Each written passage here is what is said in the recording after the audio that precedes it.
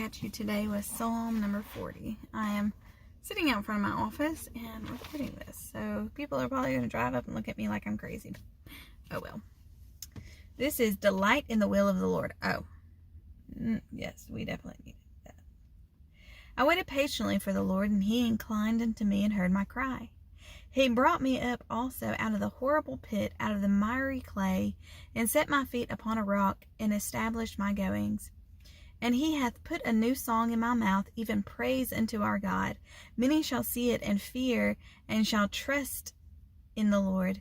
Blessed is the man that maketh the Lord his trust, and respecteth not the proud, nor such as turn aside to lies. Many, O Lord my God, are thy wonderful works, which thou hast done, and thy thoughts, which are to us word. They cannot be reckoned up in order unto thee.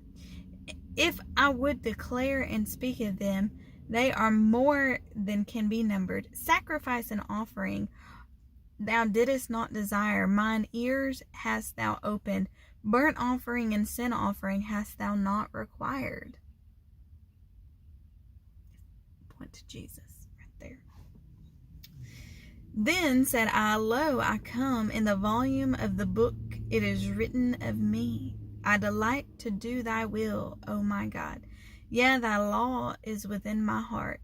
I have preached righteousness in the great congregation. Lo, I have not refrained my lips, O Lord, thou knowest. I have not hid thy righteousness within my heart. I have declared thy faithfulness and thy salvation.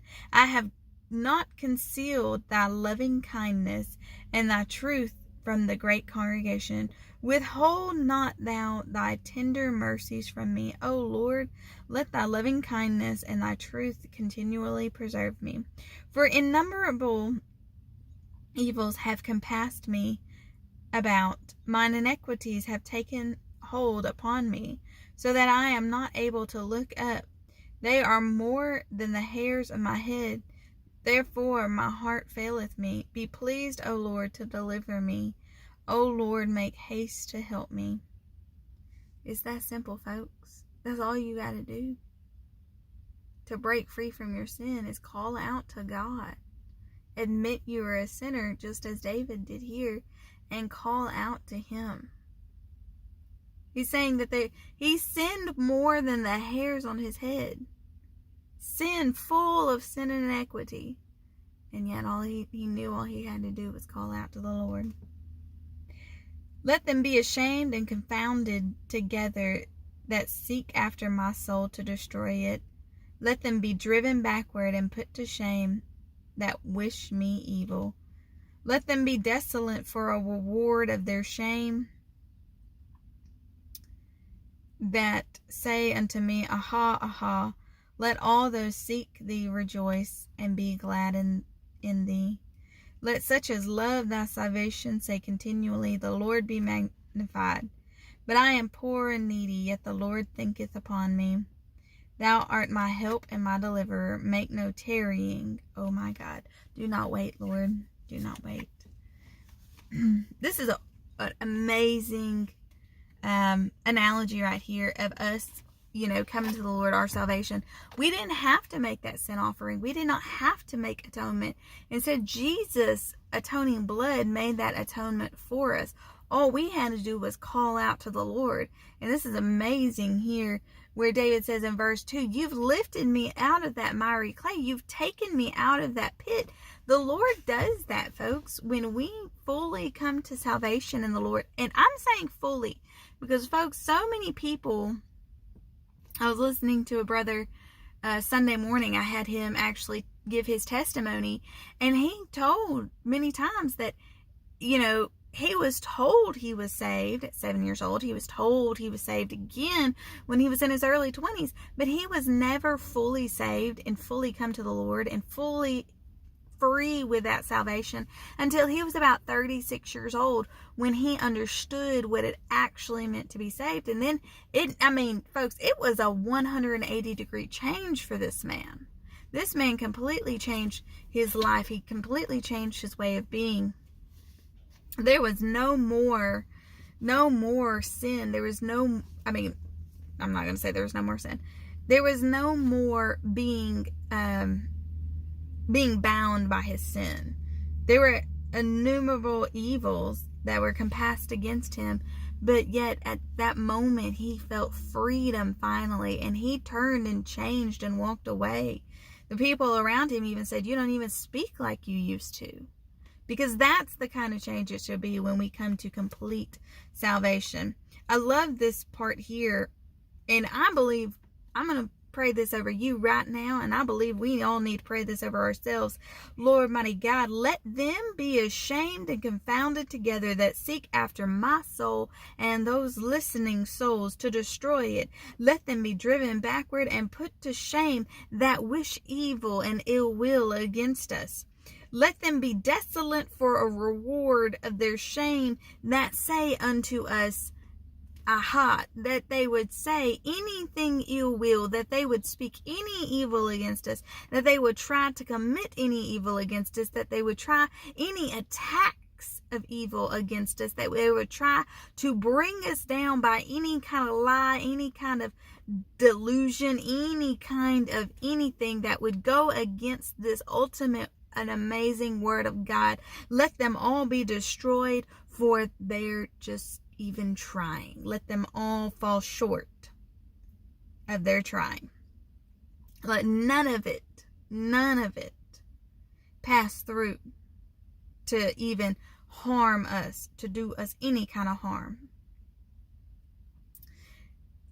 Verse 4, Blessed is the man that maketh the Lord his trust, and respecteth not the proud, nor such as turn aside to lies. Folks, this is how we need to be. We do not need to give seat to the scornful, as Psalm 1 would say. We do not need to sit amongst them. We do not need to give incline ears to any kind of lies. I know that there's lies constantly being spread on social media. There's lies are constantly being spread in the news. I know, you've got this rumor of war over here, this rumor of war over there, actual wars going on over here, actual wars going on over there. And you've got so many lies and so many rumors going on. But folks, we don't need to be listening to those and putting our trust into any kind of lie told by man. We need to have our trust in the Lord only, and only listen to him and read his word and understand the fact that some of this stuff has to come about. It has to be played out. Read Matthew 24 and realize that we are coming into those days of those birthing pains that he spoke about. And we do not need to be listening to lies going on all around us. And we definitely don't need to be spreading lies. We don't need to be listening to something from one source and then taking it at its worth and just, saying that it's true and just keep going and going and going and telling other people about it.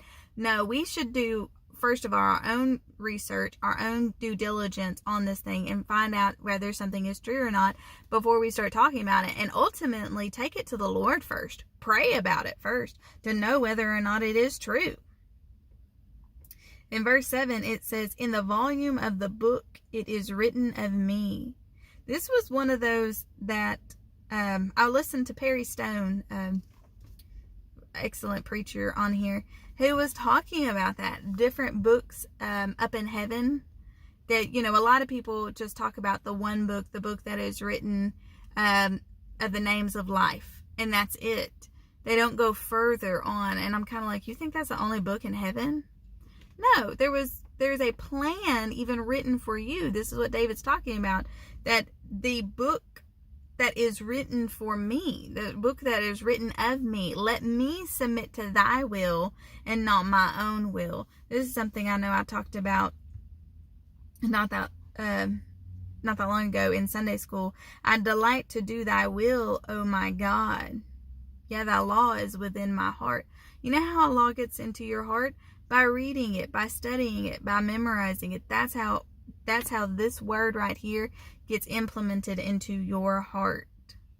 And thy will, oh God.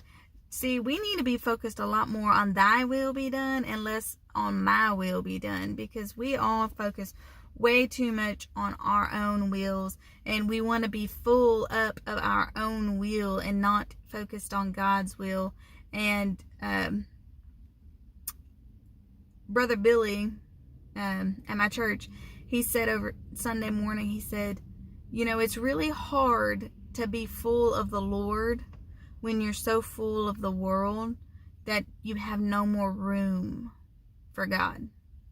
See, we need to make a lot more room for God and His will to be done in our lives. And we need to sacrifice a lot more of our will and let His will be done and put our own down. Remember, the Lord, even doesn't matter what place you're in, where you are at, the Lord still thinks about you. He still cares about you, and He still loves you.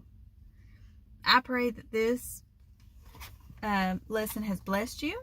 I pray that the Lord blesses you, keeps you, makes His face shine upon you, and all things is gracious unto you. And until next time, God bless you.